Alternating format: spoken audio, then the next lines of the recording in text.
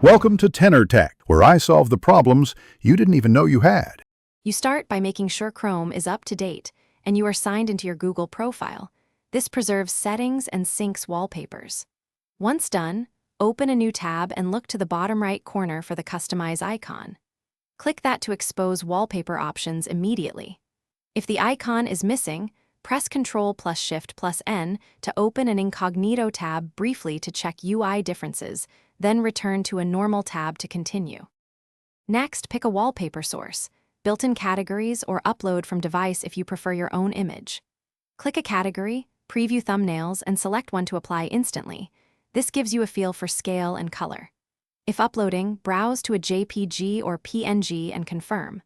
Once the image is set, use the layout options to control how the image fills the screen, centered, filled, or tiled, so the wallpaper looks correct on different monitor sizes. To finish, click Done to apply the wallpaper. Chrome will sync it to other devices if sync is on. Make sure to verify on a second device if you need consistency. If the wallpaper fails to appear, clear the cache, disable extensions that modify the new tab page, and try again. These often block updates.